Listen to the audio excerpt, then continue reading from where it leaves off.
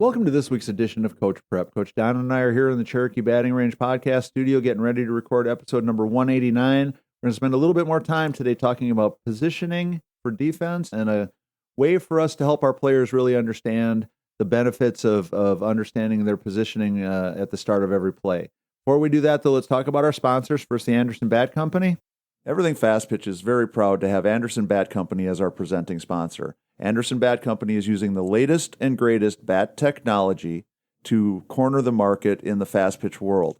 They have the -9 Rocket Tech, the -10 Carbon, and the -11 Carbon Light. Anderson Bat Company is using this technology to put a high-performing bat in the hands of hitters that really know the difference between a good bat and a great bat.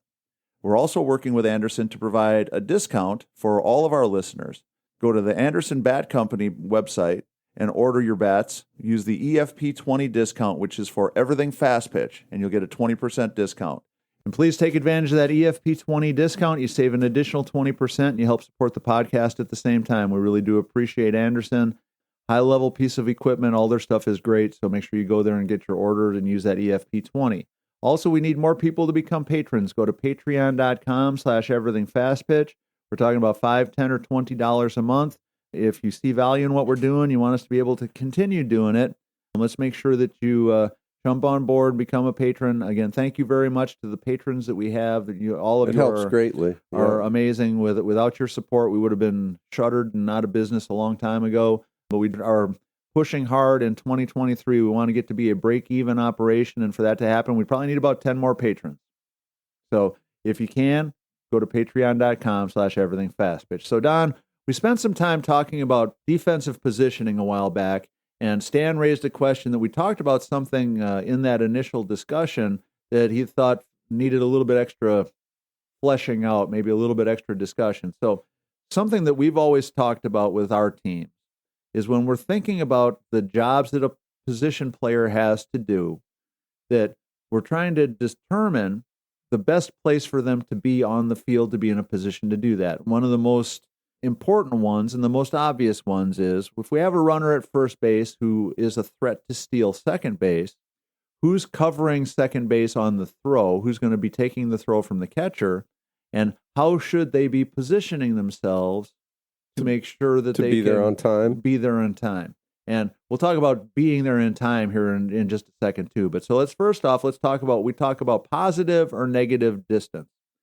Think about where you should be playing your position if you're the shortstop. Normally to defend against this hitter. If there was nobody on base, if there was nothing else going on, where would you want to be? Where would you want to be standing? Right-handed hitter that pulls everything. Or even left-handed hitter. Really, it can change no matter what the situation is. But you look at that hitter and you think, this is where I need to be. That's my quote-unquote normal starting position.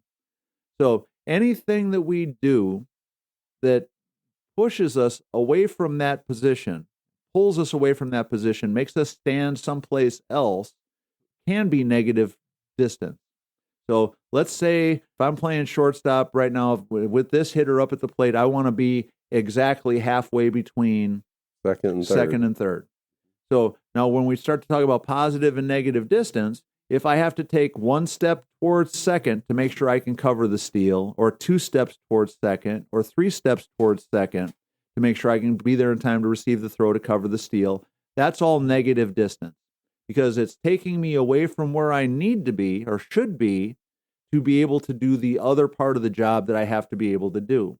And so what we're always trying to help our players understand is we want them to have as much positive distance as they possibly can.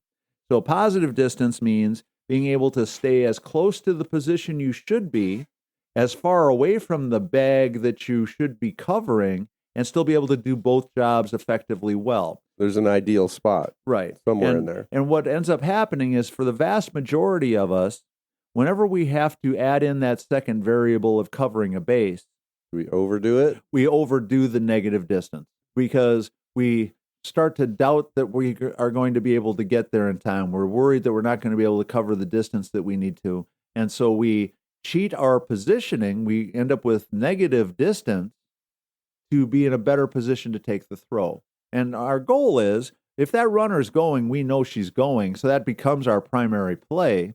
But can we set ourselves up to have as much flexibility and to be able to cover as much ground as possible and still be able to cover the bag at second base? Tori, it sounds like we need to have a very practiced notion of what we can and can't do and what we can cover. And sometimes that can be tough. Right. And to overdo that, like you said, creates a much bigger pocket or that negative distance that, that we want to guard against. So being familiar and knowing what you can do, I think is super important. And that comes, I guess, with experience or with a lot of practice. With a lot of practice. So what we would always do is, just like we tried to talk it through here a second ago, is hand the shortstop a cone. Okay, I want you to go stand where you want to stand right now and have them go there. Got a runner on first? No, start off with no runner on no first. No runner on? Okay. So you're not thinking about anything but where you want to play. Where's your perfect spot? And so put the cone down when it's this right-handed hitter who's third or fourth in the order. Okay. Okay. Now all of a sudden, start by that cone. So now we're going to put a base runner on first base. Where do you want to go now? Now we put down a second cone. Now we put the fastest girl we have on our team, who's at first base, who probably is going to steal every single time she gets to first base. Where will now you put a cone down where you would want to stand for this player. To be able to get her. And start to let them see the distance and the difference and how much space they are giving up to field a batted ball versus to be more comfortable getting to the base to cover it on the steal. It's an amazing thing, the look on the kids' faces when they would realize how much they had moved, how far away they were from where they really felt like they wanted to be or should be to play that position. And so then that helped them understand what positive and negative distance means and what we're giving up to do one thing to take away from something another. That might not ever happen. Right. So that's the first thing. We want to make sure that we understand positive and negative distance. So positive distance is me being able to be as far away from the potential base I have to cover as possible and still feel like I can get there and to receive the throw. And now, Don, you're a catcher, so you've thrown the ball to second base on somebody stealing. With nobody there, right? Thousands of times. And you can share the feeling of terror when that ball's coming out of your hand and you see somebody running towards that spot, but you're not sure they're going to get there. Yeah, that little bit of hesitation, right? Right. If we hesitate, that's the difference in a competitive setting. Right, because I don't think you were a stats person. I don't think you were spending a whole lot of time laying in bed at night worrying about what your fielding percentage was. Wasn't a thing, yeah. But if you throw the ball to second base and nobody's there, and it goes rolling out to center field, and that runner goes all the way to third, who gets the error? Well, Don. I'm sure that I'm in trouble by some notion. Yeah, so Don gets the throwing error, even though the throw might have been right on the bag, right where the shortstop or second baseman should have been to receive it. But because nobody's there to receive that throw, that ball's out in center field. That runner keeps right on going, goes to third base. Well, of course, there's got to be an error because they went to third. Now, there's no error on them being safe at second. That's just a stolen base. Right. So if nobody covers second and they stop at second, there's no error, but it's still a pretty embarrassing situation. For all involved. For everybody. Yeah. If you make a great throw, it's like, hey. Yeah. And if you're like some of us that didn't make very many great throws, when you made that one great throw and it didn't lead to something nobody good, was there. It was kind of disappointing. Yeah. So we know that the idea of coordination of how we're going to do all these things is important. So positive distance is as far away from the bag as you can possibly be. And in some cases, we can gain even additional positive distance because the players got confidence in their ability to cover. Tori, I like that you're talking about it, Tori, because I'm seeing myself at shortstop as well. And in that event, knowing how much distance I've been giving up just to be able to cover second base, mentally I should be kind of anticipating having to go back in that direction to be where I was originally supposed to be, maybe. Right. Well, and what ends up happening, and the reason the cones are so valuable, if you put the cones behind the shortstop so she can't see them while she's positioning, what you end up seeing is that the first pitch, we start off where the cone is. The second pitch, we're a little bit closer to second base. The third pitch, we're a little bit closer. The fourth pitch, we're a little bit closer because they keep cheating a little bit more and more and more because, again, they're not aware of the fact that they're doing it because nobody's ever talked to them about, well, the more distance you have, the closer you are to your normal position, the better for us to be. So now here's the other one I wanted to throw into this discussion. And I know we've talked about this before, but this is one of my crazy old man screaming at the clouds kinds of things. We have a runner at first base. That's our scenario that we've been talking about, positive and negative distance. Here's something that can help our shortstop or second baseman, whoever's covering the play, really gain a lot of extra positive distance, is if we understand that when the runner is stealing, that becomes our primary play. One of the biggest reasons why the whole uncovered base things happen is we spend all our time telling shortstop in softball that they have to wait until the ball gets past the hitter before they move. Well, the reason that we see so much negative distance for some shortstops is they've been taught that they don't go to cover. Hold their ground? Yeah, they hold their ground until the ball gets to the catcher, which means the only way they can cover second base is if they're starting off like 5 feet away from it. Right. Maybe 10 feet, maybe.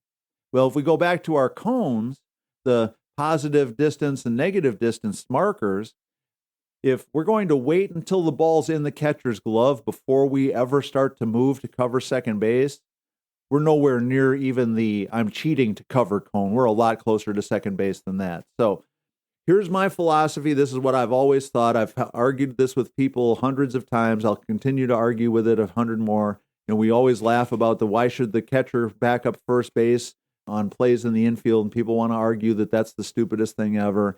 Well, here's something else that people always want to argue with me. No, she should be able to stay at her position until we know for sure whether the ball gets hit and still cover second base. And beat that girl that took off on the pitch. Right. So the girl that's got a 30-foot head start on her already. Full speed, going to the same place that you now have to try to go 40 feet to get to from standing still or from your ready position. The math just doesn't work, folks. You can't do both well unless, as we said before, you're cheating like crazy in your positioning. So, coaches, here's what I think you should be doing. If you're not doing this, I'm just going to tell you, I think you're wrong. If she's stealing, guess what we know for sure is happening? She is stealing. We don't know if somebody's going to hit the ball. We don't know if she's going to hit it. And if she does hit it, we have no idea where it's going to go because chances are she has no idea where it's going to go. So why put myself in a position where I'm going to do two things badly and not make a play on the thing that we know for sure is happening to protect against the thing that we think might? And so here's what's going to happen. If you start having your shortstop break to cover second base, or your second baseman, whoever you're going to have cover on a steal, if you have them break when the runner breaks, you're going to throw out an awful lot more would-be base stealers, a lot more. Because your catcher's now making a really strong throw right to the bag because she's 100% confident that the shortstop's going to be there because she broke in enough time that she can get there, catch the throw, and actually make a tag. Right. So we're going to get an awful lot of outs where we never were getting them before. And we're still going to make more plays because the idea that we can now play closer to our regular positive distance position because we know we can break when the ball gets pitched, when the runner breaks, we're in a much better position to field a lot more ground balls. So where do we get caught? Every once in a while, your shortstop's going to break to cover and the hitter's going to hit it right where she was. And everybody's going to freak out, go, oh my God, you got to play your position first. I can't believe you went to cover second base, and all that stuff. And here's what you have to do. You look at the hitter, you say, hey, that's a great job of hitting. Congratulations. You just did something that's really hard to do, and you should be proud of yourself. Tip your hat, and the other 9 out of 10, you got her at second. Right. And all those times that you got the outs at second, everybody wants to forget about those because of the one time that the shortstop broke to cover and the ball got hit right where she was standing. The game that we play is nothing but percentages and risk and reward and give and take. And so I'll take the play that I know for sure is happening 100% of the time instead of the play that might happen 1 out of 100. We're not talking about the vast majority of hitters being so skilled that they can look at who's breaking to cover the base and on command hit it to that spot. So even a 400 hitter, 4 out of 10 times, but those 4 are not going Right. to that spot. I'll tell you all right now, Yeah. you can all of you coaches, next time you have a practice, set up a scrimmage, put your very best hitter at home plate, and you can front toss to her. You can throw her the most hittable pitch you've ever thrown with a runner at first breaking to cover. And I want you to tell your very best hitter, I'm going to give you $1 every time you hit it between these two cones where the shortstop should have been. Right. And every time you hit it between those two cones, I'm going to give you $1 or $100 or $1,000 or whatever you want to say. And your very best hitter might hit it between those two cones on front toss a couple of times. Give them 100 pitches, and if they hit between those two cones 5 times, I'm going to give you a kidney. And let's see how many outs we get on the stolen base. Right. Versus out of those 100 pitches or 100 steals, how many times we throw somebody out. And the reality of it is just so shocking. Now, it looks dumb. You look dumb when you break to cover and the ball gets hit where you were. But we know hitters can't do that on command. They cannot do it. If it happens, it's mostly dumb luck, right? And in some ways, it's a little bit dumb because you probably threw a pitch that made it easier for her to hit it there. Right. So, all those things taken into account, defend the thing you know is happening, teach your position players positive distance, how to get as far away from the bag as they can possibly be, as close to where they normally want to play as they possibly can. And 2 good things are going to happen. We're going to start getting more plays on balls that get hit, and we're going to definitely get a lot more throwouts on attempted steals. And we do those 2 things. I think the 1 out of 100 that gets hit right where somebody was standing is not going to look like a very big problem. No, I think that's cool. At least to create that awareness, right, for your players. Right. And to help them understand, because they don't understand it. And so because of that, start watching games, even watching some of these college games on TV, and all of a sudden you look up and the shortstop is seriously like 3 feet from second base with a right-handed hitter up. Right. Okay, so now they've probably got a little bit of scouting information, so maybe they're pitching her outside right now and all that kind of stuff. But even still, part of the reason she's there is because of the potential steal. For sure. And so we just have to start to understand it and help our players understand it better and make better choices on our coaching strategy. So, Don, that's going to wrap up number 189. Please make sure you take time to contact Anderson Bat, get your bats ordered up, use that EFP20 discount. Become a patron if you can. Go to patreon.com/everythingfastpitch. Coach Don and I really do appreciate the support. We need more of you to come on board. Also, make sure you reach out to us at everythingfastpitch@gmail.com or fastpitchprep@gmail.com with questions, ideas, suggestions, things you want us to talk about. And make sure you go to the fastpitchprep.com website and order your Square Cuts training discs. Check out the blogs and the YouTube channel. Tons and tons of information available for you there. So for Coach Don McKinley and our producer Stan Lewis, this is Coach Torrey saying thanks for listening. We'll talk to you again next week.